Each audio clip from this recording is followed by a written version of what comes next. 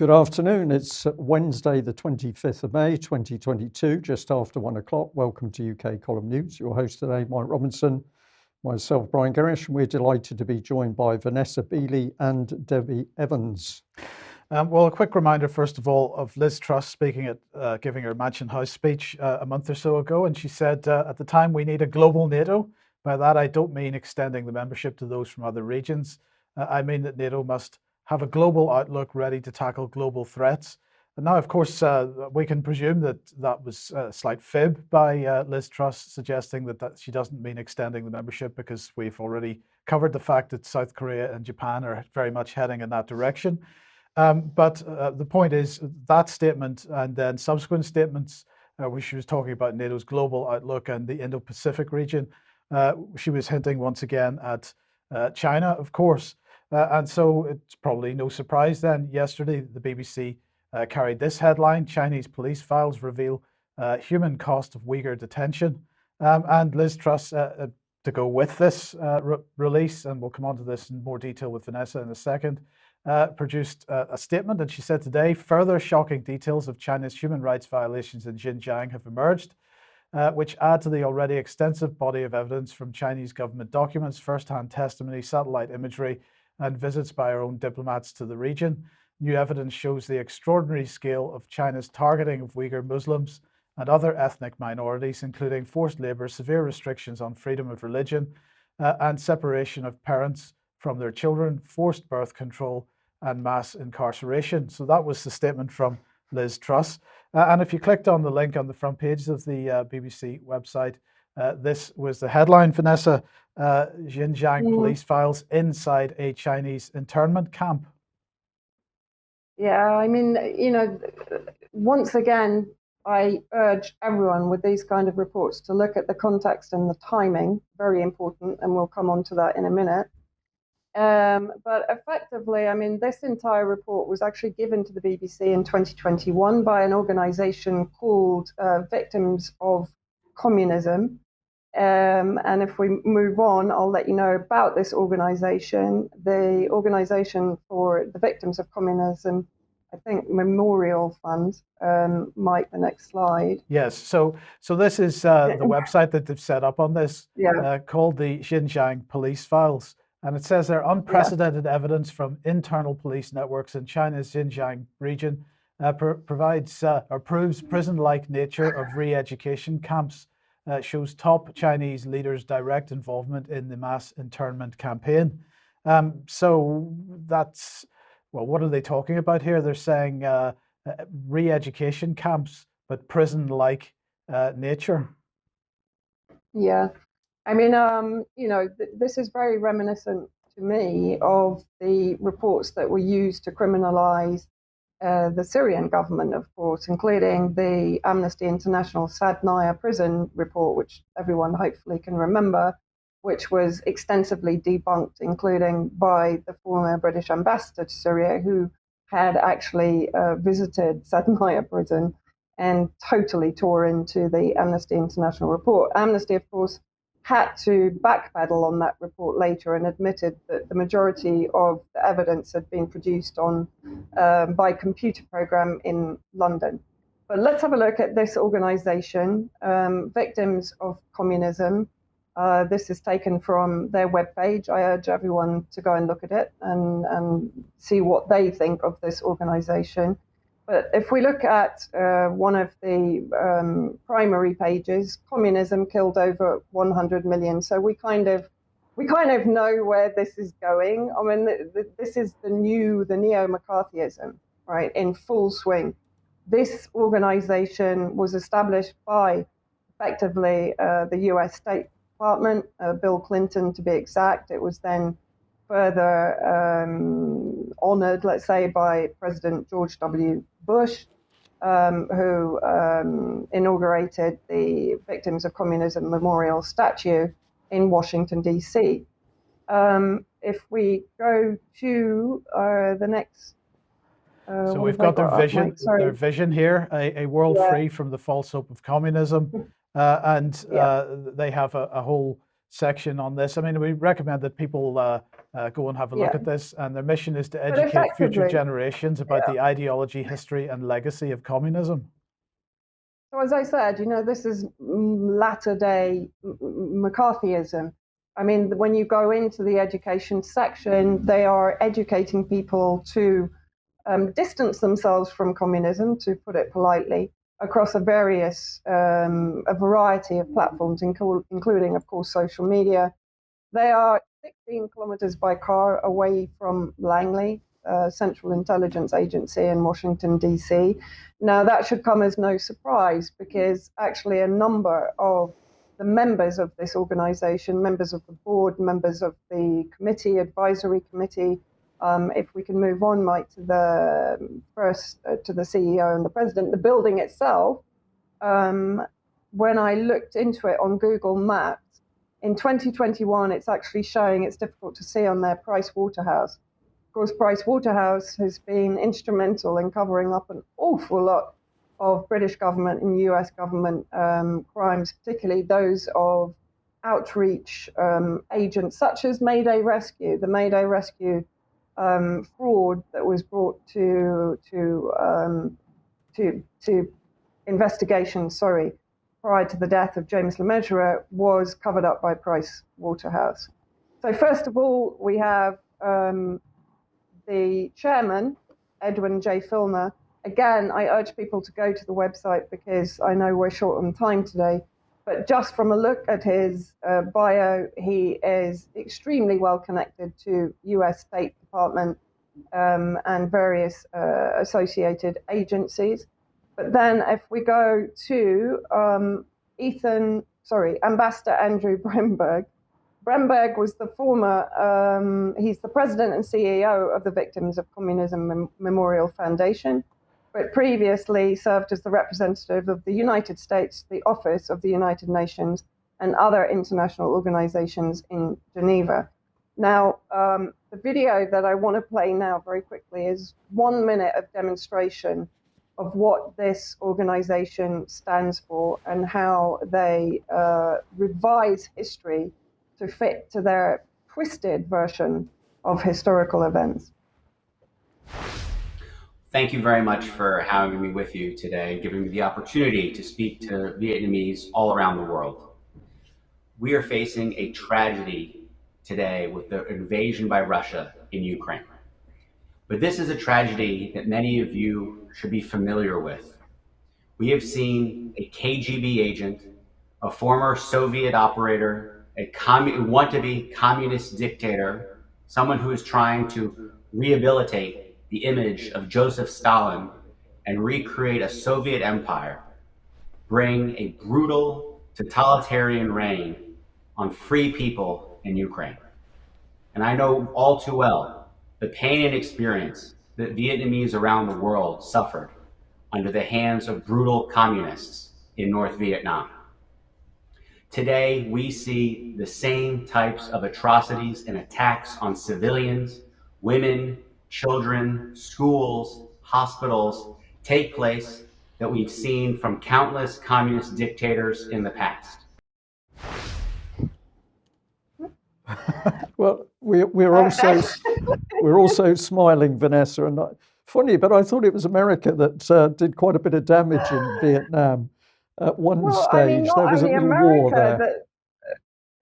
But not only America. I mean, historically, the French colonialists also starved, carried out ethnic cleansing pogroms, forced labor, forced education, etc., even prior to the American offensive, which of course used napalm. I mean, it's quite incredible that this address was to the Vietnamese people. I mean, and yes. By the way, Putin is not a communist. Russia is not a communist country. I mean, they're absolutely stuck in some kind of insane time warp. As I say, we've been transported back probably 70, 80 years, right? And there's, I mean, it is really quite beyond belief. And then if we look at their Human Rights Award laureates, okay, so in 2021, Alexei Navalny, the CIA opposition man in Russia, the San Isidro movement, I'll say it that way. Grey Zone have done a very good article on that. Again, another US State Department, CIA engineered movement to disrupt and destabilize Cuba. Ilham Tohti, again, I've had a very quick look through these, but the Chinese government accused him of violent separatism and inciting violence, so working with the Uyghur separatists. Chen Guishi was present during the Tiananmen Square incident, which again, of course, has been proven by many senior analysts to be another US engineered coup false flag. Mother Mushroom. Mother Mushroom was the name of a Vietnamese blogger who, after her detention by the Vietnamese, was extradited to the US. The US State Department were involved in her release. I haven't looked into the others, but just to give an indication of who this organization are honoring. And then if we look at the countries, you have obviously China. Can you read them, Mike? Cuba, North Korea. Yeah, Syria is on there as well, I think, but I don't Yeah. see. Yeah, so no, I can't quite read those. So But I know. Sorry, but yeah, I mean, basically, they're targeting what they consider to be communist countries, and of course, this is something. For example, Syria, the last 75 years of regime change projects by the CIA and the MI6 have been on the basis of Syria's ties to communism. Originally, of course, to the USSR and then to Russia, although we will keep pointing out that Russia is far from a communist country. Then, if we look at the people who are behind this actual report on the Uyghurs that has just been released. So, first of all, we have Ethan Gutmann, China Studies Research Fellow. I'll just read out the part that he has provided briefings for the United States Congress, the Central Intelligence Agency, the European Parliament, and the United Nations. A former foreign policy analyst at the Brookings Institution, Gutmann has appeared on PBS, CNN, BBC, and CNBC. In 2017, Gutmann was nominated for the Nobel Peace Prize, probably the same year as the White Helmets in Syria.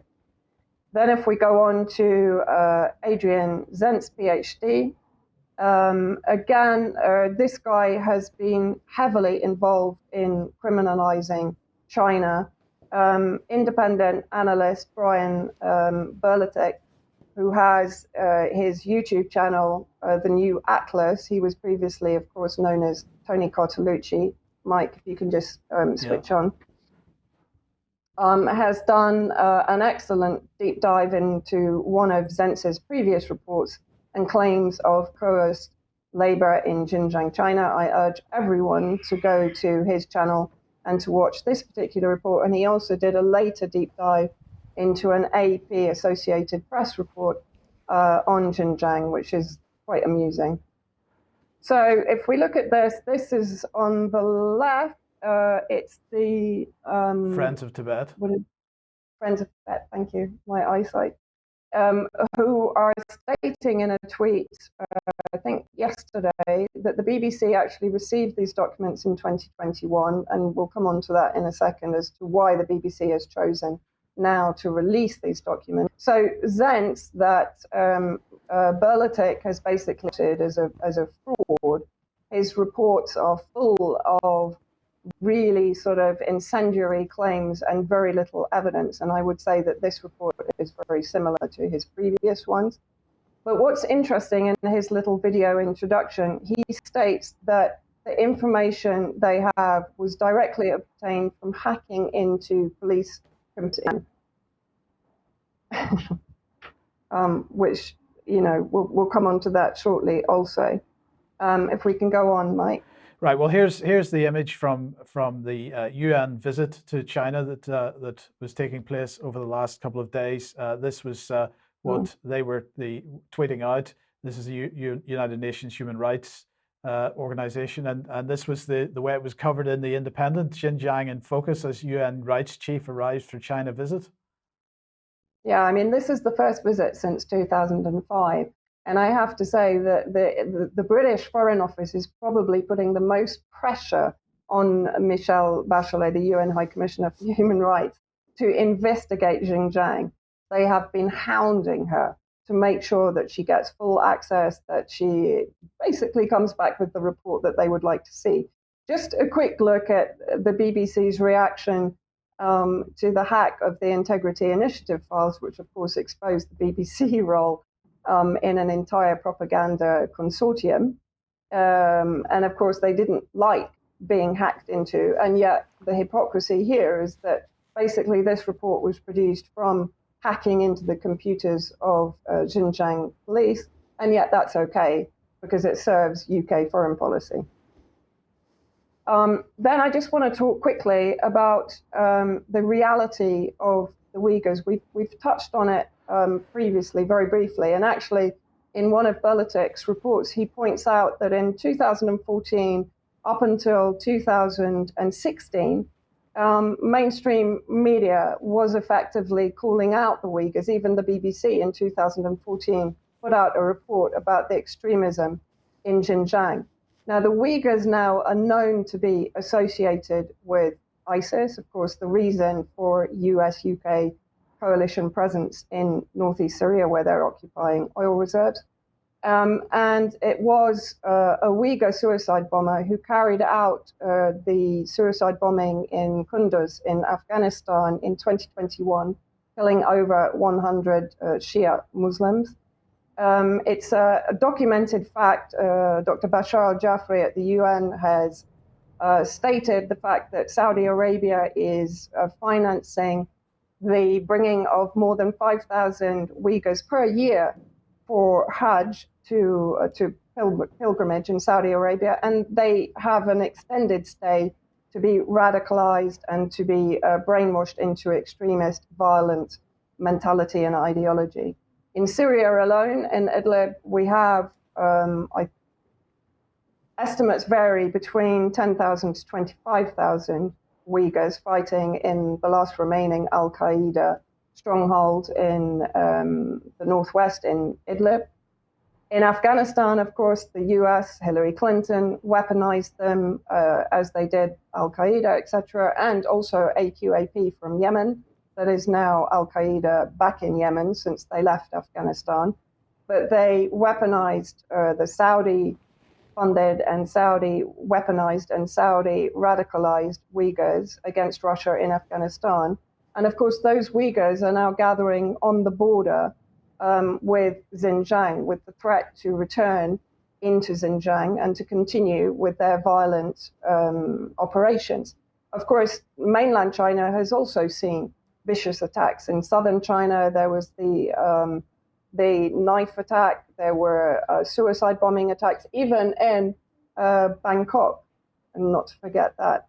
And as I said, if people go back to 2016, to Time magazine, for example, to the BBC, you'll find articles where they talk about Uyghur extremists joining ISIS poses a security and economic headache for China's Xi Jinping. Okay, so at this point, they were accepting that Uyghur militants previously used in Afghanistan and Pakistan and Syria and Iraq have used bloody tactics to agitate for greater autonomy domestically. Following a spate of bus bombings and attempted plane hijackings in the 1990s and 2000s, in October 2013, a blazing car was driven into Beijing's iconic Tiananmen Square in an attack that killed 5 and injured dozens. On March the 1st, 2014, 8 knife-wielding assailants ran amok at Kunming's train station in Yunnan province in southern China, leaving 29 civilians and 4 perpetrators dead. So these radical elements are not the innocents in this. And what we have to remember is that China's programs to try and integrate Uyghurs into society is having a huge amount of success. And yes, they are offering jobs. As Berlitik points out, they are not coercing people into labor. They are offering them jobs. They are retraining them. They are reintegrating them into society. And actually, again, if people go to wherever they want to Brave, to Google, wherever, and put in Xinjiang tourism 2022, you will see a huge number of websites offering packages to go to Xinjiang and spend time there. Would China be opening its doors to foreign tourists to come into a genocide zone? I mean, I think we have to, on all these kind of reports, as they exist on Syria and have been debunked royally, I think whenever we see the BBC putting something out, we have to, first of all, assume it's not true. Secondly, we have to investigate it for ourselves, okay, and draw our own conclusions. But really, again, as I point out, look at the timing. Biden has also just made the announcement at the WEF that if China invades Taiwan, the US will go to their defense. Of course, the US has been pouring weapons and aid into Taiwan for some time in preparation. So what we're seeing is, they've kind of switched from Ukraine to China now, as we sort of knew they would. And the rhetoric, which is being led by the BBC, an extension of British Foreign Office and intelligence and security agencies, is now leading the way. And it's noticeable that not many other mainstream media picked up on this report. Not many. Yes, and we'll just end with this slide here, Vanessa, which is Victims of Communism Memorial Foundation, May the 5th, 2 p.m., Putin's war crimes in Ukraine, following the Soviet model of warfare, hosted by the Victims of Communism Memorial Foundation and the National Review Institute. So that's what that organization is. But look, what I just wanted to do here is, if we come back to this BBC headline, Xinjiang's police files inside a Chinese internment camp, because, as you said, those of us who were highlighting what was going on with Integrity Initiative were criticized by the BBC for using hacked documents. But then when hacked documents arise that fulfill a narrative that they want to pursue, that's okay. Well, the same goes for this internment business, because we have a little bit of video here from the BBC from the 1970s, from 1971, I believe. So let's just have a look at this. As terrorism by the IRA increased and the bombing of civilian premises was added to the attacks on the army, it was the need for a military, or at least a security solution, that seemed paramount. And the Prime Minister, Brian Faulkner, who was also Minister for Home Affairs, took action accordingly. I have had to conclude that the ordinary law cannot deal comprehensively or quickly enough with such ruthless viciousness. I have therefore decided, after weighing all the relevant considerations, including the views of the security authorities, and after consultation with Her Majesty's government in the United Kingdom last Thursday, to exercise, where necessary, the powers of detention and internment vested in me as Minister of Home Affairs. Nearly 300 were arrested and interned without trial. By the end of the year, it was to be nearly double that number. So, my point here, I'm not attempting to justify the IRA in any way, of course, but the point here is that it was okay for the UK to pull this gag Of course. in 1971, but it's not okay for China to do that when China is, without doubt, facing an insurgency here. And if there's any doubt, by the way, about what was going on when the UK interned IRA prisoners, it wasn't that they were being re-educated or being offered jobs. Quite the opposite. We have the Irish Times here from 2014. British ministers sanctioned torture of Northern Ireland internees. So it seems, once again, Vanessa, to be somewhat hypocritical of the British government to attempt to pull this gag, to demonize China in this way, when even if you believe what the headlines are saying, what the Chinese are doing is no worse than what Britain has itself done in the not so distant past. Well, yeah, I mean, in the Second World War, Britain and the intelligence agencies were summarily and privately prosecuting and executing what they believed to be Nazi spies. Of course, then the global war on terror, Britain was involved in Guantanamo and Abu Ghraib. It is involved in the torture and detention sites that were discussed by Laurent Créat in Ukraine. managed by the Nazi contingent there. And it's also had a hand in the UAE, torture centres in southern Yemen, where the British are prevalent again. It was a former British colony, of course. Yes. Okay, Vanessa, thank you for that. And the countries that we couldn't quite read on screen there, just to bring those for the audience, were Vietnam, Venezuela, North Korea, Laos, Cuba, and China. So there we are. Well, isn't it interesting, as the BBC suddenly focuses on China, it is at the very point where the BBC apparently doesn't want to focus on the Ukraine. So let's just pop this up on screen. We've called it the mystery of BBC disappearing Ukraine war. And of course, really to date, the BBC has been very keen on showing what it says is a lack of Russian progress by the use of maps. But all of a sudden, oh dear, all of this seems to have disappeared at the blink of an eye. But the reality is, from the start of the war, the BBC has lied. Ukraine has been credited with wins and gains that were simply not true. Russia has been attacked and belittled with a stream of misleading BBC propaganda suggesting bad leadership and planning, military incompetence, bad strategy and tactics, poor morale, poor logistics, and war crimes. But the truth is now emerging, and the BBC lies are being fully exposed because the BBC is having to backpedal because, oh dear, things in Ukraine are not going according to the BBC's reports. So this was from a couple of days ago. If you blink, sorry, a day ago now. If you blink, you'll miss it. But of course, we're interested in Ukraine. So let's activate the BBC's front page, and you'll have to look quickly, otherwise you'll miss it. This should scroll through. But if you're looking for a major headline on Ukraine, it's very difficult to see. And the bulk of the reporting under a proper headline is way down. So on we go to the bottom of the BBC, where we see under local news, we've now got the war in Ukraine. And the map is there, but let's have a look at that map.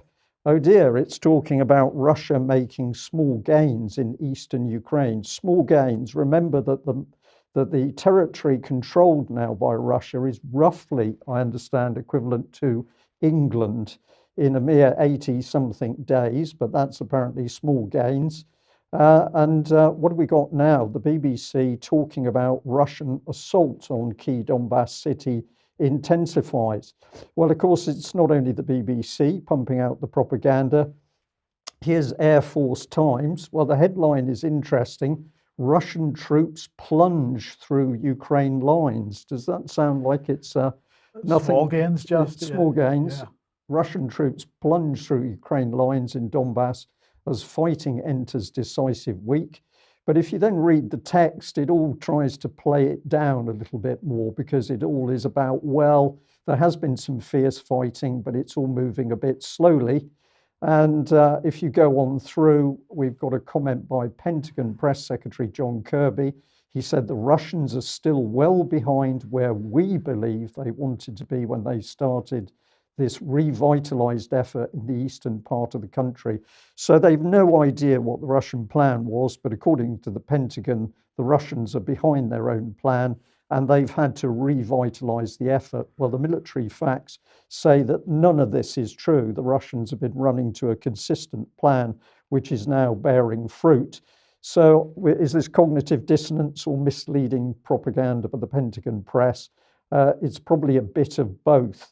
This is the reality. I've chosen one source, but if people now look at the internet and do the research themselves, they'll find the detail. But we've got more Ukrainian villages and settlements which are being taken over by the Russians. If you say, but these are not big cities, well, the whole point is that the Russians are being very careful in how they're approaching this battle. They're taking the ground, they're surrounding cities, and as we saw with Mariupol, they're easily capable of dealing with the bigger cities. But what we're seeing is report after report of Russian advances. The BBC doesn't want to tell this news to the UK or the world, and of course that is part of the propaganda. But it's another reason that Ukraine is dropping off the front page of the BBC. Here's some more information which explains what's going on. So this is one of a number of clips where Ukrainian forces are now walking away from the battle. Доброго дня, Україно! В першу чергу ми б хотіли, щоб нас почув президент України Володимир Зеленський та головнокомандувач ЗСУ пан Залужний. Раніше подібне відео записали також перший батальйон 115-ї бригади. Ми взвод 115-ї бригади 3-го батальйону, який зараз базується у Сєвєродонецьку. Звертаємося до вас, пане президенте та пане Залужний, та всього українського народу. Ми відмовляємось виконувати бойове завдання у зв'язку з тим, що у нас немає належного захисту позаді, а саме важкої техніки, яка прикривала би нас, та належного керівництва. Ми чекаємо на підсилення уже другий тиждень. Нас відправляють просто на вірну смерть. Немає ніякого бойового керівництва, жодного бойового командира, немає техніки, немає поваги до людей, абсолютно нічого. Ми не відмовляємось від захисту своєї держави, але ми хочемо мати належний тип та належне бойове командування. Ми не одні такі, нас багато. Ми відмовляємось нести службу в 115-й бригаді. Слава Україні! So that is pretty clear, the message there. And of course, it's not only that particular unit which is spreading this message. The narrative by these men is always the same. They now know that they face certain death if they continue fighting at the front. They say that most of their trained military leaders have now been killed. Most of the troops now fighting are reservists who are very poorly trained. There's no technology, and what they mean by that is that the heavy weapons they need are not getting to the front, and if they are getting to the front, it's not in sufficient quantities. And there's no military structure working anymore. So basically, these men have been isolated and abandoned at the front, and they know that if they continue to fight, they are going to die, and they're coming to the realization that will be needlessly. Let's reinforce this situation by looking at this young Ukrainian officer who has also surrendered. Проводили рекогносцировку местности, и при рекогносцировке местности попали на позиции русских солдат. Вы как, сами сдались? Да, потому что мне как офицеру первее всего это жизнь личного состава. И я не стал ставить жизнь ихнюю на какие-то амбиции или какие-то героические поступки, потому что положить людей это не героический поступок. Спасти людей это человеческий поступок. Сколько человек с вами сдались? 7 человек со мной. А где ваше высшее командование было в этот момент? Была связь какая-то? Штабы в тылах. Вот. Так получилось, что среди всех офицеров кадровых осталось очень мало живых. И меня как кадрового офицера отправили с, грубо говоря, неопытными бойцами для того, чтобы я помог им организовать службу. 75% это люди, которые первый раз держат автомат в руках. А как кидают в такие горячие точки? Из-за брака кадров. Не хватает людей, Да. да? Подготовленных кадров. Люди реально не готовы по военному делу.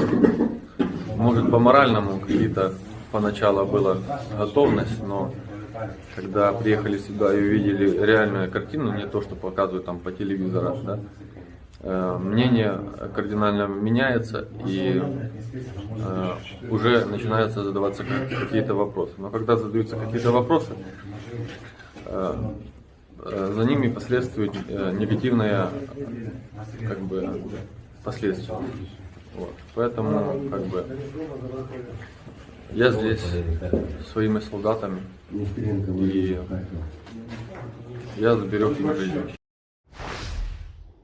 So a huge tragedy that we've got soldiers on both sides dying, but at the end, of course, it is the West pumping in the weapons that have extended this war. as we'll see a little bit later in today's news, some unexpected people are now suggesting that Ukraine should be negotiating and coming to a settlement, even if they lose territory. But we'll wait a few minutes before we get there. And so, in light of what you've just spoken about there, Brian, it's interesting that the US is hosting or has just hosted another Ukraine Defense Contact Group meeting a day or two ago, and they're pumping more and more weapons in, as we'll see in a second. So where are they going and what are they being used for? Is there anybody left there that can actually use the quantity of weapons that are being pumped in? And if they can't, then what's happening to them afterwards? Well, the reality is the weapons are not coming in a quantity to make any difference to the war. And the weapons that are coming in that reach the front, people are not trained properly to use them, so it still doesn't work. Basically, everything now has just been thrown against the Russian war machine, which the West is now discovering is immensely more powerful than the BBC would have us believe. So first of all, we need the anti-tank missiles, we need the short-range anti-aircraft missiles. Those were provided, they didn't make a difference. And then we've moved on to heavier weapons, the artillery, that hasn't made a difference. And now we've got calls for ultra long range artillery. But the facts are that Ukraine no longer has a trained military structure to use any weapons that come into the country. So these weapons are simply being expended, destroyed, lost at a rate which even the West can't support. Well, just before we get comment from Vanessa on this, let's just look at a little bit of video at the launch of the Ukraine Defense Contact Group. A warm welcome to our distinguished ministers and chiefs of defense. Thank you for joining us virtually at today's second Ukraine Defense Contact Group. I'm Laura Cooper, the Deputy Assistant Secretary of Defense for Russia, Ukraine, Eurasia, and I will serve as today's MC for the contact group.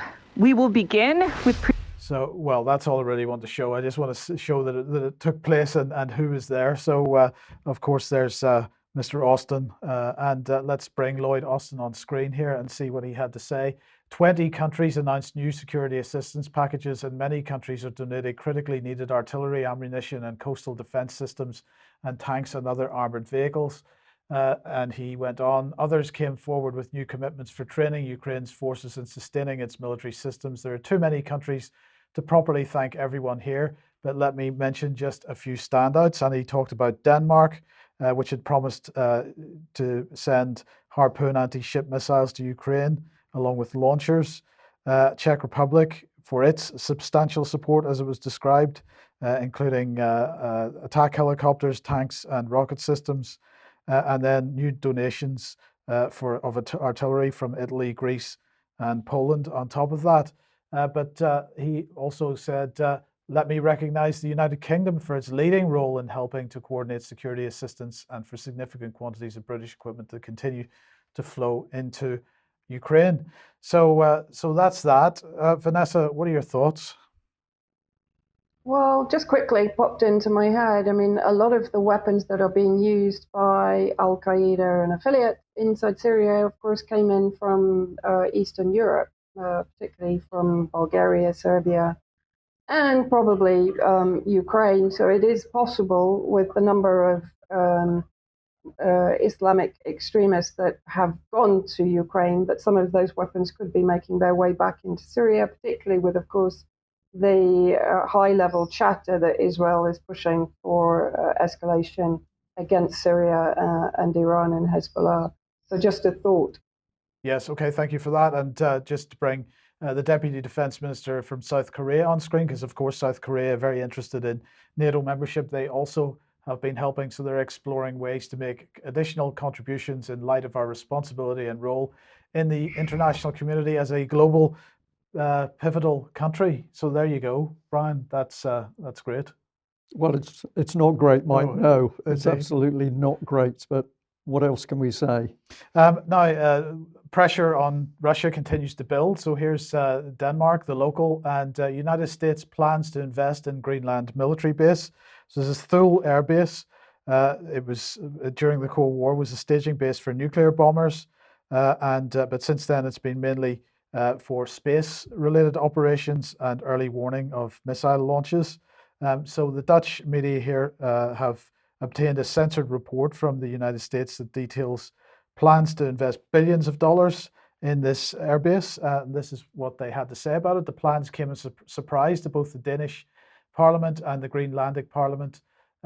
We don't want to be talked about, is what the Foreign Security Committee members said. We want to take part when we're involved. This is our country, so we want to know when something is happening. Now, as I understand it, there is a trilateral agreement between Denmark, Greenland, and the United States, and the United States is required to consult and inform other nations whenever they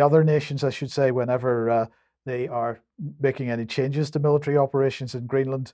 But notably, they're not required to get any kind of sign-off from Denmark or Greenland. They just can go ahead and do it, but they've got to tell them first at least, which they're not doing. So I think that's interesting.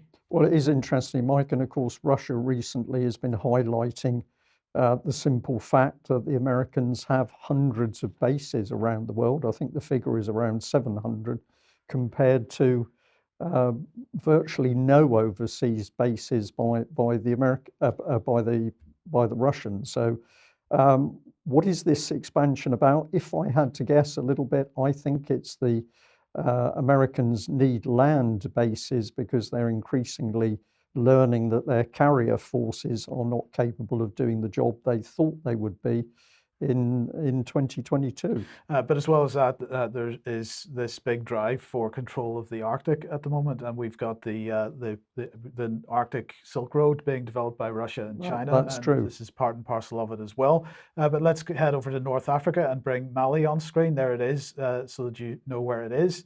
And the Mali foreign minister was visiting Moscow over the last couple of days in order to build relations and trade relations with Russia. This is what Sergei Lavrov had to say after the event, because he was rather critical about the EU in particular and France in particular. So he said Mali is serious about pursuing specific agreements on the political aspects of organizing the delivery of Russian wheat, of mineral fertilizers, petrochemicals, which Mali badly needs amid the illegitimate Western sanctions. He went on to say, we understand but do not really like France or other EU countries' attempts to claim dominance in a particular region. I met with French Foreign Minister Jean-Yves Le Drian and current High Representative of the EU for Foreign Affairs and Security Policy, Josep Borrell, during the UN General Assembly session held in New York in September 2021. Both of them expressed in a rather tense manner their concern about Russia expanding contacts with Africa, in particular Mali. They laid out their position in a rather colonial manner. Africa is the EU's area of responsibility. Influence and interests was the message he got from them. I cannot accept, he said, arguments of that kind because this is pure neocolonialism and inability to part with the old habits that led Africa to a critical condition back then. I reject their claims and remind our EU partners that when it comes to the territories contiguous to the Russian Federation, they do not hesitate to come up with a variety of strategies, brackets the Arctic strategy or Central Asian strategy, and then offer these strategies to the countries of the region, not to mention how deep the EU has established itself in Ukraine. These double standards are sad. Now, if anybody's in any doubt about the EU's interest in North Africa, let's just go back a few years to Ursula von der Leyen when she was still the defense minister in Germany. I think this was 2017 or 2018. And she was at the Munich Security Conference. And this is what she had to say about Africa, NATO, and defense. First of all, our collective defense, we are ironclad committed to NATO. NATO of 29. That is collective defense Article 5. But there are problems and issues where I do not see NATO, but Europe has to be able to act. I was talking about Africa. This is not a typical place for NATO. We are very committed to NATO in other places, but Africa is a place where we need to be able to act as Europeans. And for that, we created the European Defence Union. Okay, and Africa, particularly the Sahel countries, the EU sees as its southern neighbourhood, and really they view it as theirs. There's no question about that. I don't know if you've got any thoughts on that, Vanessa. No, not really. Okay, that's fine. I mean, I'm you know. There's part too of the much, course. isn't it? There's absolutely too much happening Yeah. to keep in your head all at one time. Okay, well, let's come back to Liz Truss then. And, well, she's been meeting the Foreign Minister of Lithuania on Monday afternoon. There they are, happy and jolly together. So they were signing a joint declaration to boost defence and security collaboration. Of course, they called for a coalition of the willing to deal with the situation with Ukrainian grain exports not being able to be exported through the Black Sea. And so the next thing was there were suggestions that the British Navy were going to get involved in this. So let's just have a look at some of the headlines to see what is going on here, because it's a bit strange. Because here's the Times earlier saying Royal Navy could escort grain ships through Odessa blockade. So we are going to get involved in the Black Sea. But the Telegraph says Britain unlikely to join naval convoy to break Russia's grain blockade. That's the more sensible headline, Mike, in my opinion. So it's all very strange. And then we've got the Express here saying significant risk. Talks over sending Royal Navy to Black Sea spark Russia clash fears. And so it looks very much, Brian, like there is a bit of a difference of opinion in various circles, a bit of infighting going on. Well, we're seeing infighting everywhere. We're seeing infighting over this in UK because clearly the idea of the Royal Navy going into the Black Sea at the moment is just sheer nonsense. So presumably some of the military people are pushing back and saying to Truss, what are you on? But we've also, as we'll see in a minute, we've got infighting going on inside Davos. We've got infighting going on inside the EU over Russian sanctions. So the Russians' actions in Ukraine have been so strong and so forthright that now the sheer madness in the West is coming to the fore. They've been believing their own lies for a very long time. And now when it comes to putting in place proper policy, of course, we're finding that we don't have the wherewithal to do what we've said to the world we think we can do. I mean, it's madness, chaos and madness unfolding. Well, let's look at some more, because here's Liz Truss. She was speaking yesterday to the Australian Foreign Minister, Penny Wong. And of course, if there's conflict with China over Taiwan, perhaps in the not too distant future, I'm sure that Australia will have a very large role to play in that. I've no doubt that the AUKUS defence agreement is part and parcel of that preparation. But this is what she tweeted out, and this is her pinned tweet this morning. Great speaking to the new Australian Foreign Minister. UK and Australia are deepening our economic and security ties, including through AUKUS. We're committed to a free and open Indo-Pacific and backing Ukraine in the face of Russian aggression. So again, we've got the Indo-Pacific narrative pushing on. Yes, but can we trust Truss? I don't think so. Does she know what she's talking about? I don't think so. So we're going to get deeper into this morass. Well, luckily there is a world saviour. And if you're thinking in religious terms, you'll be wrong, because the man, of course, is Klaus Schwab. Let him introduce his World Economic Forum at Davos. So let's hear what the saviour of the world has to say. A very cordial welcome to the annual meeting 2022 in the spring of Davos. We are very glad to be together again in person. And of course, we have a very rich program. The theme of our coming together is history at a turning point. Government policies, corporate strategies. We will focus the program mainly on 4 different areas. First, the war in Ukraine, the aggression on Ukraine. And I have the particular pleasure to welcome a very strong delegation from Ukraine among us. composed by members of the government, composed by members of the parliament, by the mayor of Kiev and his brother and other mayors, and of course also by the young generation. Can I ask all our participants from Ukraine to stand up and to give them a special welcome?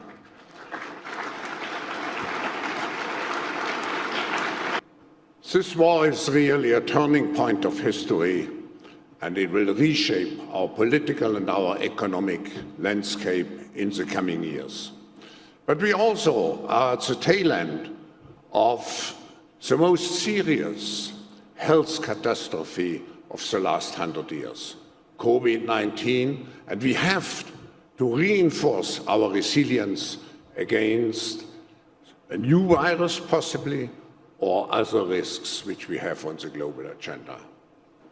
We also have to address urgently the issue of climate change and all the other issues related to the preservation of nature. And finally, we look at the future of the global economy with great concerns. Too high inflation, too low growth, too many deaths. But what is particularly worrisome are the consequences, such as falling back of hundreds of millions of people again into poverty and possibly tens of millions of people dying of hunger. Well, I'm going to apologise to the audience because, of course, that was truly appalling to watch and to listen to. Do we seriously believe that Klaus Schwab is concerned about millions and millions of starving people in the world? I find that very difficult to believe. Let's have a look at what he actually had to say in addition to the extract in that clip. The future is not just happening, the future is built by us, by a powerful community as you here in this room. We have the means to improve the state of the world, but two conditions are necessary. The first one is that we act all as stakeholders of larger communities, that we serve not only self-interest, but we serve the community. That's what we call stakeholder responsibility. And second, that we collaborate. So self-interest comes first. He's very happy with that. Get going with your self-interest, all you global companies. And if you can manage a little bit of help to the community and the millions of starving people, well, we'll probably be okay with that. So that's setting the scene for this despicable Davos meeting. The question is, who is Klaus Schwab and who elected him to stand on a world stage pretending to be saviour? But of course, his rhetoric has swept up many people. So let's bring your friend back on screen, Mike. Ursula. Yes, the lovely Ursula. So what did she have to say? Well, this is the main part. Apparently, according to her, Russia's sanctions are draining Kremlin's war machine. And yet the reality is that the West has now been shown unable to produce the weapons systems needed to sustain Ukraine. There's infighting as to who wants to supply weapons and not. But the big lie coming out of her mouth is that they are draining the Kremlin's war machine. Well, compare that with this. We will hand in hand help Ukraine rise from the ashes. Well, why would Ukraine be in the ashes if the Russian war machine is being drained? There's something not working quite right here.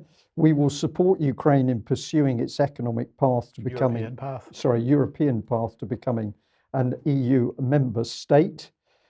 Ukraine belongs in the European family. We stand with them, and I think this is a defining moment for all the democracies of the whole globe. Was all this discussed with the German voter? I'm not so sure.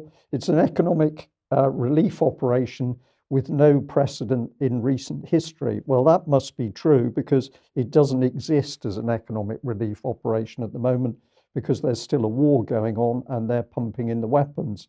So let's come to this. This is New York Post, which kindly gave us a photo which allowed us to look inside Davos. And of course, here's Zelensky presenting to the audience, still in that same T-shirt. It must need a wash by now, but I'm sure they're all listening intently. And I'm just going to comment that dirty deeds are done in dark rooms. And what is being said here was just rhetoric, particularly unpleasant rhetoric against Russia. But let's have a look at who Schwab is mixing with. And here he is with two of the senior Ukrainian representatives. I'm going to caption this because when he was talking earlier, I know that many people were feeling that he was acting almost as the leader.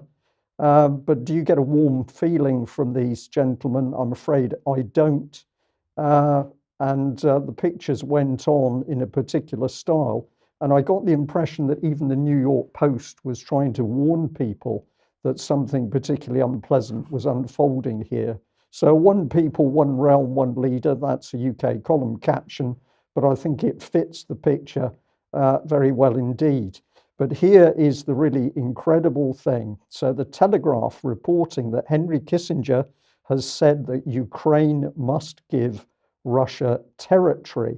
And there was a little sub-headline here, as Western unity on Russia sanctions phrase badly. So this is quite amazing that Kissinger, very elderly but very influential, is clearly recognizing it's all over in Ukraine, and he recognizes the only way Ukraine is going to survive is by giving up the lost territory in the Donbass. But it's Kissinger here that's making the headline. But of course, the real headline is Western unity on Russia's sanctions has just degenerated into vicious bickering and chaos. That's the reality of it. So what a scene, and quite remarkable that Henry Kissinger is the man who actually recognizes that this war is over.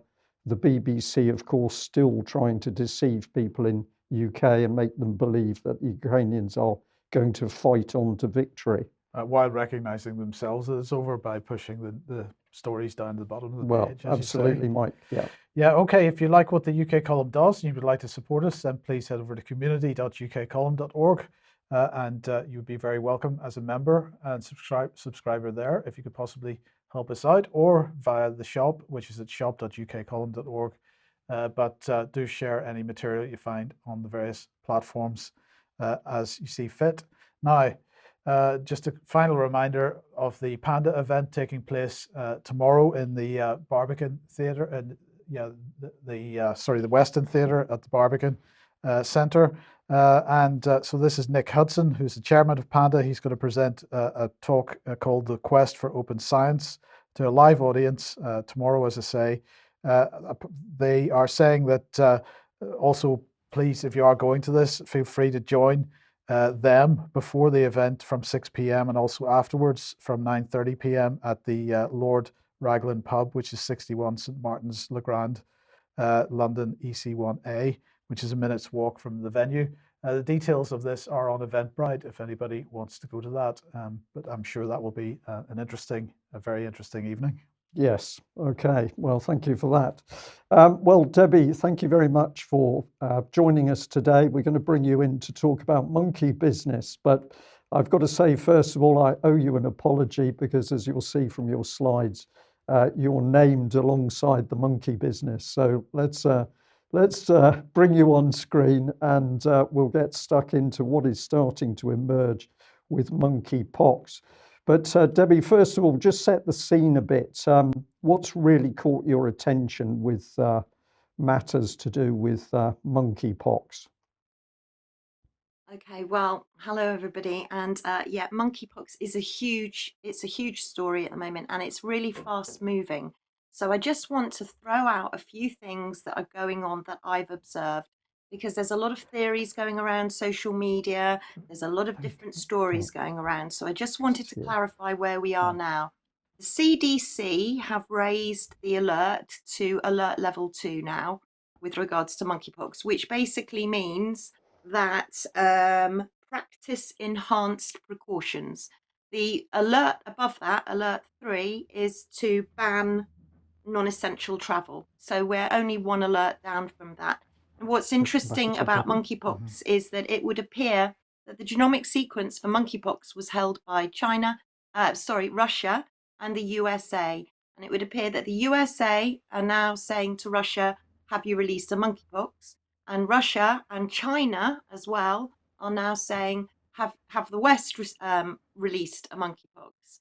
And as Mike rightly highlighted on Monday, there was a tabletop exercise by the NTI, the Nuclear Threat Initiative, with regards to monkeypox. So I've been looking at either side. And so a couple of things that not a lot of people are talking about at the moment. And I'd be very interested to hear what our viewers and listeners make of this. But as Wuhan was emerging in 2019, bearing in mind that smallpox, which is a cousin, it's in the same family, the orthopox virus family, smallpox was eradicated. Yet, however, as Wuhan was emerging in 2019, they were also doing a scenario for smallpox, and this was called Pacific Eclipse. And I know we'll come on to maybe some slides on this, but I'd like everybody to look at Pacific Eclipse, which took place on the 9th of December 2019. And the WHO, the USA, CDC, the US military, the Metropolitan Police, UK, Australia, USA, New Zealand were all involved in this. So there was a smallpox pandemic exercise in 2019. And as I'm speaking to you now, a week ago, there was another exercise, and this was called Scenario Leopardpox, otherwise known as Event 202. So some of your audience and listeners might like to look at Event 202 and Scenario Leopardpox. And this was at the G7, where the German health minister, Karl Lauterbach, hosted a meeting talking about leopardpox and what would happen to young people. Now, if we take ourselves back and we look at monkeypox now as it is, what they're saying is they're going to offer people vaccinations, smallpox vaccinations for monkeypox. Apparently, we've got 5,000 smallpox vaccinations in the UK, and we've used 1,000 of them. They seem to be targeting the LBGT community. I have no idea why, but they seem to be saying that it could be sexually transmitted. All investigations are done at Porton Down. So I just wanted to throw a few things in there very quickly, because I know that we're short on time, and I know that we'll talk about it probably more in extra and more in future news.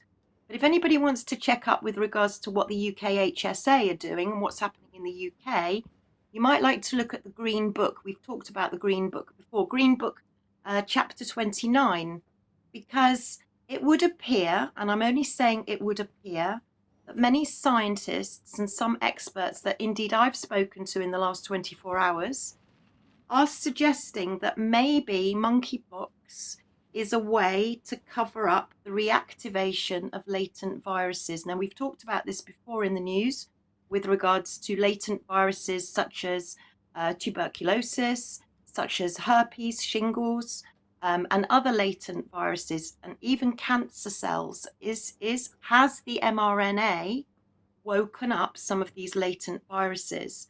Are we looking at monkeypox, horsepox, rabbitpox, maybe smallpox? I don't know. There's a lot of different stories out there online, and there's a lot of blame going on now. So it's becoming a bit of a political situation. So that's it in an essence, Brian. Can I just mention, Brian, if anybody wants to get a take on this, an opinion on this, Dr. Mike Williams has published an article on the UK Column website, and go and have a look at that. It's on the front page at the moment. Yeah, excellent. Well, Debbie, thank you for that excellent summary. Let's try and put a little bit of graphic information to support what you've been talking about. And first of all, we've got a number of articles that you've picked from papers and other places. All of them now suddenly out of nowhere talking about monkey business. So these are your slides. So we've got a Debi on top. That's fine. And here we go. So we've got the Daily Mirror, monkeypox spreading in UK through community transmission with new cases identified daily. So I think that's a pretty typical Mirror one, because there's lots of, oh my goodness, we should be panicking already. We've got this one here, monkeypox horror. EU nation begins mandatory quarantine as UK cases set to soar in weeks. Sorry, I can't read where that one is actually from. We've got a monkeypox warning to anyone having sex with multiple partners. So they're really going for people's heads here. You don't know whether this is just somebody you touch in the community, you're going to get monkeypox, or you're sleeping with a partner and that's going to give you monkeypox. iNews, monkeypox, new infections being detected daily in UK as experts brace for significant rise in cases. So what should we be frightened of most? The economic collapse, the rising prices for food. Well, now we've got monkeypox coming in. This is huge stress on the nation. Yahoo News, monkeypox. Joe Biden says everybody should be concerned as 14 countries report outbreaks. Belgium introduces 21-day quarantine for all monkeypox cases. I've got to say, Debbie, this goes on.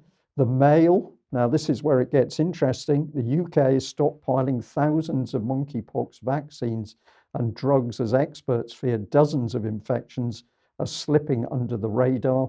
And the Independent US rushes to buy 13 million doses of monkeypox vaccine as a possible case detected in New York. So this is where you've started to say, pay attention to what the preventative or the are they preventative? Yes, they would be, I suppose, as a vaccine. It's a prophylactic measure, but we're quickly jumping from monkeypox back to the idea of vaccinations. Yeah, absolutely. And you know, this is an excuse to throw more vaccinations at the public, antivirals. Already companies, some companies, there's one called, I've forgotten the name of it now, Bavarian Arctic. They are manufacturing so many antivirals and vaccines now. This is all a money-making exercise and another excuse to get as much medication into us as possible. One Right. of the medications has not been passed yet by the MHRA, but has been passed by the FDA. It's called tecovirimat, and it's an antiviral. It's yet to be licensed, like I say, by the MHRA, but apparently it protects animals against monkeypox. They've stockpiled 2 million doses in the US. So this is just another excuse to experiment, use medications on an emergency use authorization, again, on everyone and anyone. And it will instill a lot of fear, a lot of fear. Okay, Debbie, and if we bring this slide on, of course, we're back to the World Health Organization now. Remember, this is the same World Health Organization that, as we speak, is trying this massive power grab to be the sole authority for controlling pandemics in the world. No more nation state, you will do as the World Health Organization says. Here they've got some key facts on monkeypox. They are saying it's a viral zoonotic disease. And they're saying that it typically presents with fever, rash, and swollen lymph nodes and may lead to a range of medical complications. And you mentioned this in your summary. We've got Porton Down here in the mix. This is the headline here. Now we have to deal with it, what's going on in the UK with monkeypox. And what has Porton Down been doing? Why are they involved in this, do you think? Well, this is a notifiable disease, and they're doing swabs and keeping tracking and tracing at Porton Down, obviously, because, you know, are we talking bioweapons? You know, this is where we're looking at what grade are we looking at? What kind of damage can this do? And it's interesting, you know, because monkeypox is different from chickenpox and smallpox in that it has enlarged lymph nodes. So monkeypox is the only pox that's got enlarged lymph nodes per se. Okay, and then we've got other reports here where it's getting interesting because now we're starting to hear the term bioweapon being used. So WEON reporting here, Russia was planning to use monkeypox as a bioweapon, claims ex-Soviet scientist. We've got Gates here, rare monkeypox virus arrives. and who predicted. Well, seems to predict a lot of things. We've got another mirror report on the right-hand side. Russia looked into using monkeypox as a biological weapon, claims ex-Soviet scientists. So we've definitely got this flavor of accusations against Russia, which I find interesting. And this particular graphic is attempting to show the cases springing up over the world. I don't know whether you can comment on this one a bit more. Yeah, that was actually a few days ago. The cases are obviously gone up since then. But it's interesting to note that today, I believe, I saw a report that says that China are now blaming the West for a release of monkeypox. And China and Russia, as yet, don't have any cases, but the cases are being exponentially rising in the United Kingdom. Okay, and then this Telegraph article I found particularly interesting because what we've got here, British child in intensive care with monkeypox, shock news emerges as scientists say they were warned 3 years ago the disease risks filling the void left by smallpox if action wasn't taken. Tell us about this. How do we end up with the fact that we've got a void left? What's the connection? It's very interesting you say that. Well, everybody that was born in the UK before 1971 will have been given a smallpox vaccine when they were 3 months old, when they were a baby. It was compulsory. And since then, smallpox has been eradicated. So no one's really paid much attention to it, or have they? And so now we see the re-emergence of monkeypox. And I find what's interesting is everyone talks about zoonotic disease, which is disease that jumps from animals to humans. And Bill Gates walks around with the morbidity and mortality index glued to him all the time, researching zoonotic diseases. But we mustn't forget there is something that's called reverse zoonosis, and those are diseases that jump from humans to animals, but nobody ever talks about that. So smallpox has been celebrated as being eradicated, and WHO declared that it was eradicated from the world. And then all of a sudden, we've had Bill Gates a few months ago talking about smallpox. Now we've got smallpox futuristic scenarios going on, and the leopard pox scenario is for 2023. So if anybody wants to look at that in a little bit more depth, like I say, it's a very fast moving story, Brian. And I think we're going to hear a lot more about it in the next few days and weeks. Okay, and we'll just pop this this graphic up on screen so that people can freeze the screen and go and check it as well. But you're reinforcing the evidence we're giving to our viewers and listeners by showing, in this case, that there are formal studies that have been looking at risks associated with these two particular things and the relationships between them. So that is very clear. We'll leave people to do their own research on that.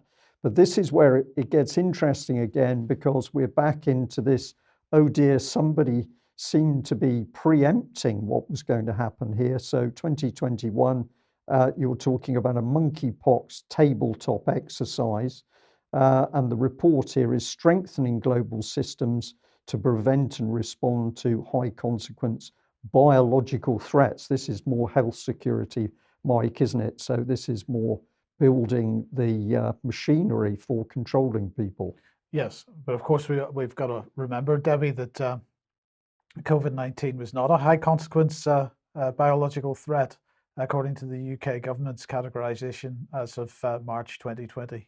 Yeah. Exactly. Yes. Yeah, exactly. Yeah, indeed. And this one is, I think this is the one talking about the nuclear threat initiative, where you're detailing the people involved. I know it's small print, but we want to give people the information on screen. So we've got a Dr. Ernest J. Monitz, co-chair and CEO of the Nuclear Threat Initiative, former US Secretary of Energy, Mr. Arnold Bernhardt, Head Health and Security Solutions, Dr. Beth Cameron, Senior Director, Office of Global Health Security and Biodefense, and she's part of the US National Security Council. So what we're pointing out here is that as this is being unleashed, or the information about monkeypox is being unleashed on the world population, the people associated with it, the planning, the tabletop exercises, quickly come back into the level of US national security. So what is going on here? Is this a natural outbreak, or is there something a bit more sinister going on? And this is part of the modeling that you were talking about. So we've got a design scenario starting off with an attack in May the 15th, 2022, where unfortunately there's been a monkeypox outbreak in what they call a country that they call Brinia. This is remarkable that just like COVID-19, all of this has been predicted and modeled beforehand, Debi. Yeah, absolutely. You know, if you research, go back and you look, you can see that quite clearly things have been discussed behind closed doors, often in plain sight. And it would seem that this has been on the agenda for quite a long time. Indeed. So I couldn't resist this, and I did put the cheeky headline, "Be alert for monkeys," but we've got Reuters here. Britain offers smallpox vaccine as monkeypox cases spread. And the right-hand side, we've got UK HSA. You mentioned them a little bit earlier in this segment, and they urge everybody to be on the alert for two key symptoms, what to look for. But the other area, which I think we'll finish on, is you're also pointing out that when we get into the health and safety executive, we find that they're actually calmly talking about approved lists of biological agents. Yeah, absolutely. And this is, like you say, where it differs from COVID. And it's actually it's too small for me to read there, Brian. I think you can read it. It's 3, is it? 3 says, if we just virus. pop this one on screen, this gives the groups of the hazards to human beings. So group 1 is unlikely to cause human disease. Group 2 can cause human disease and may be a hazard to employees. Group 3 can cause severe human disease and may be a serious hazard to employees. And Group 4 causes severe human disease and is a serious hazard to employees. So we're in a, what do we call it, a morass of a swamp of people don't know what is a naturally occurring disease and what has presumably been pre-planned, if we want to be a little bit conspiratorial. Okay, Debi, I think we'll leave that segment there, and I think you, Mike, have got a little bit to add on the bio industry. Well, I just wanted to mention this. This is actually, I think, a year old now. The UK Global Sequencing offer a new variant assessment program, and this is a presentation that was originally given by the lead of the new variant assessment program, NVAP, Dr. Lena Inamder. So let's just have a look and see what they're saying here. So this is their global offer. They will want to offer the assessment of variants for SARS-CoV-2 for potential impact on viral characteristics. They want to offer rapid sequencing. They want to say that there's a lack of capacity and capability globally to systematically undertake genomic sequencing and so on. And they provide a nice variant identification process flow diagram there for us. But it's a summary we should have a look at mainly here. So they're saying, thanks to the achievements made over the last 70 years, the UK is rightly recognised as a world leader in genomics. The UK's genome sequencing programmes have demonstrated the crucial importance of genomics in the fight against COVID-19. The UK has sequenced over half of all the COVID-19 viral genomes that have been submitted to the global database, and the new variant assessment platform will help boost sequencing capacity so that we're better prepared for future emergencies. And they tell us that they're working with the World Health Organization to offer our UK genomic capacity to help other countries to analyze new variants and offer our training and resources to help them build their capacity. And they're forging collaborations with national and international partners to ensure the NVAP support is coordinated and targeted to maximize global public health benefits for pandemic response. So a year later from when this presentation was given, the new variant assessment program announced yesterday is going to continue expanding its work to other countries and regions worldwide to help global health security efforts. 9 countries and territories have now received direct support from NVAP, and that is Brazil, Ethiopia, Kenya, Nigeria, Pakistan, Chile, Trinidad and Tobago, and the Cayman Islands, and Singapore. And then over the coming year, the next 12 months, NVAP will continue to work with World Health Organization Eastern Mediterranean region to improve regional genomic sequencing hubs in Oman, Abu Dhabi, and Morocco. And it will also continue to work with the World Health Organization Southeast Asia, WHO Europe, Africa Centers for Disease Control, and the Caribbean Public Health Agency to provide technical assistance, training, and procurements of reagents, and so on. So this is an ongoing thing. They don't want to let the dead horse actually die. They're going to keep flogging it, and as much as they possibly can. And Debbie, because this is, as you've said many times, the next area of major growth financially, and the UK wants to be up front. Now, they said in that, just before you comment, Debbie, they said on that what did they say? That the UK had provided 50% of the viral genomes that have been submitted to the global database. Well, a year later, that's down to 25% because the US are catching up. But nonetheless, the UK wanting to set itself as at the forefront of this. Yeah, completely. Genomics, the genomic business, the genomic industry, the COVID industry has started the whole biotech and genomic sequencing, and we're right in the middle of it with our life sciences program. So yes, UK laboratory, global laboratory central, I would say, global genomic sequencing central too. Yes.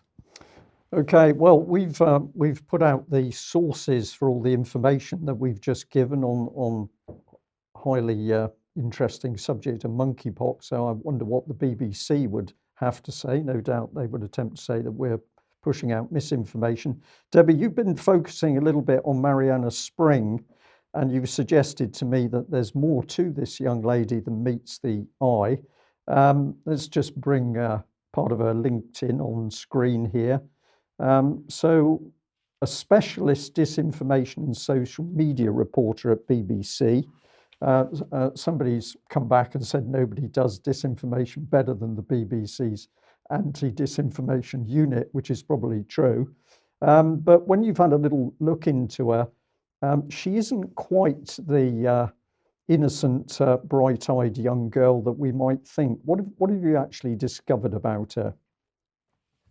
Well, Mariana Spring has sprung from nowhere, seemingly, and her history is interesting. She's written for The Guardian, she's written for all sorts of publications, including Private Eye. She spent quite a long time in Moscow. She was correspondent for the Moscow Times. When she went to university, she studied Russian and French. So she's fluent in Russian, and she reports in Russian as well.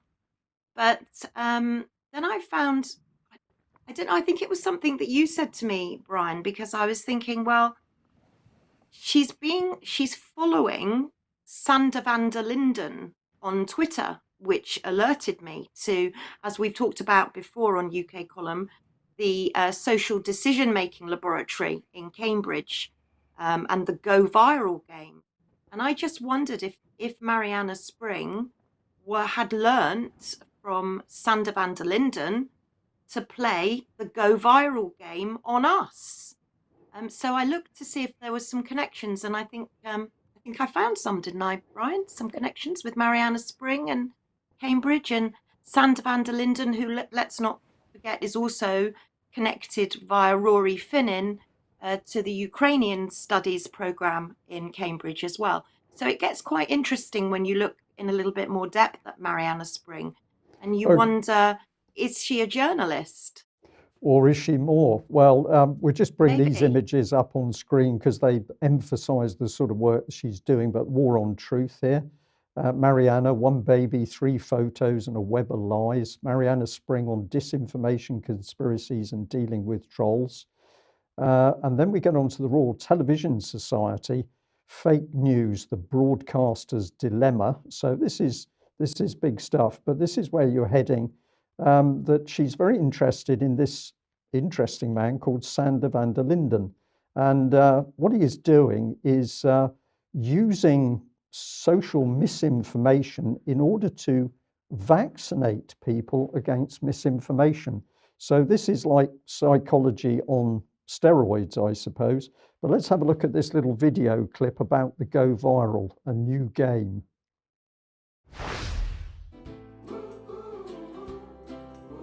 Go Viral is a 5-minute choice-based game that invites you to play through 3 different levels that are based on some of the most commonly used strategies of deception. Misinformation is a threat to everyone in every country worldwide. And so the game is meant to be a fun and engaging experience to learn and resist fake news. So in the game, you're dropped into the world of misinformation, and your objective is simple. You are to expose the tactics that are used in misinformation in an attempt to gain psychological resistance against them. Go Viral introduces these theoretical elements of threat and counter-arguing. You learn the strategies that make such misinformation go viral in the first place. Turning that into a game is merely an attempt to make it more scalable. In order to learn how to spot and resist misinformation around the coronavirus in the future, And go play the game at www.goviralgame.com. So there we are. But Debbie, we got the game, but of course what the specialists are doing are using the techniques in the game on the public at large in order to change their perception of news and information they hear. So this is very high level applied psychology for, we might say journalistic, but I'm going to say for political purposes. I'll just let you respond to that, but we will do more on this.